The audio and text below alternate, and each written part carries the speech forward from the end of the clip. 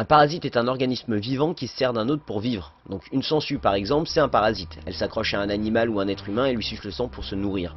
Donc à la base, les parasites c'est déjà quelque chose de bien crade. Mais aujourd'hui on va pousser le bouchon encore plus loin et on va voir le top 5 des parasites qui prennent le contrôle de l'esprit de leurs hôtes.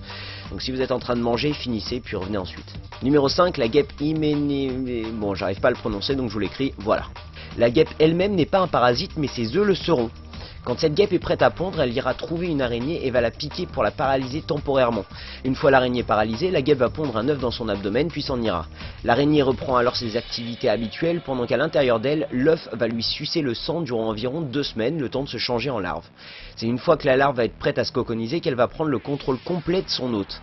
La larve va injecter une substance chimique dans l'araignée qui la poussera à changer son comportement. Elle se mettra alors à construire une toile complètement différente de ses habitudes, puis elle se placera au milieu sans bouger. La larve se mettra alors à muer et à sucer toutes les entrailles de l'araignée avant de se débarrasser de la carcasse. Elle formera son cocon au milieu de la toile et émergera en tant que guêpe. Numéro 4, le champignon Ophiocordyceps unilateralis.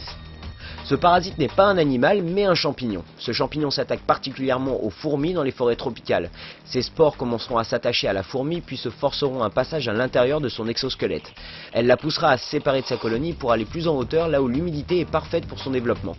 La fourmi plantera alors ses mandibules dans la plante et ne bougera plus. Très vite, le champignon percera la tête de la fourmi pour se développer. Il prendra alors 3 semaines pour maturer.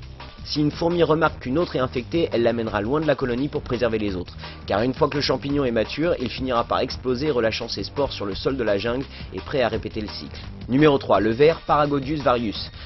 Ce parasite d'Amérique s'attaque particulièrement aux criquets, aux cafards, aux menthes religieuses et aux sauterelles. Leur cycle de vie commence dans une mare où les œufs se changent en larves et doivent vite aller trouver un hôte intermédiaire comme un mollusque ou une larve de moustique pour pouvoir se changer en une sorte de kyste. Il sera alors prêt à trouver son hôte final. Une fois dans l'insecte, il se logera dans ses intestins où il deviendra adulte en un mois environ. Une fois adulte, il prendra alors le contrôle de son hôte et le poussera à se jeter dans une mare et se noyer. À ce moment-là, il sortira de l'insecte par son trou de balle et ira se reproduire avec d'autres vers qui sortent aussi du cul d'autres insectes. Bref, la grande classe quoi. Numéro 2, le ver Leucochloridium paradoxum. Donc encore un ver mais qui s'attaque aux escargots cette fois. Donc vous voyez, j'en apprends tous les jours moi-même en faisant ces vidéos et donc voilà, nouvelle info, il se trouve que les escargots aiment bien manger les fientes d'oiseaux. Et quand un escargot avale de la fiente d'oiseau infectée d'œufs de ce ver, les larves font leur chemin de son système digestif jusqu'à ses antennes. Et c'est justement le ver logé dans ses antennes qui leur donne cette forme bizarre.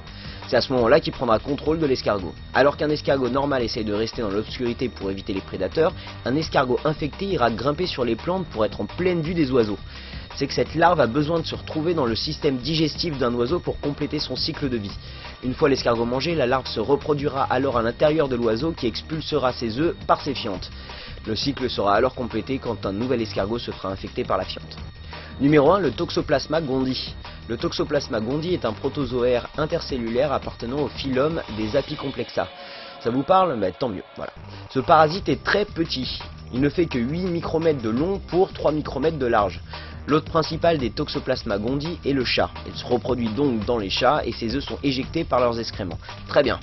Maintenant, il va avoir besoin d'un hôte intermédiaire pour devenir adulte et repartir dans un chat. Le truc, c'est que contrairement aux chiens, les chats ne mangent pas leurs propres excréments. Donc il faut que les Toxoplasma trouvent une façon de retourner dans un chat. Et c'est là que les rats entrent en jeu.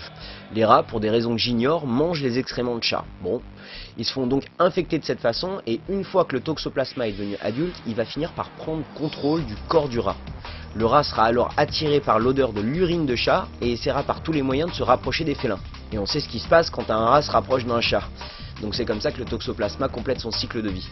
Maintenant, il se trouve que tous les mammifères qui avalent un petit peu d'excréments de chat finissent par être infectés. Donc ne rigolez pas, en France, une étude a montré que 84% de la population est infectée.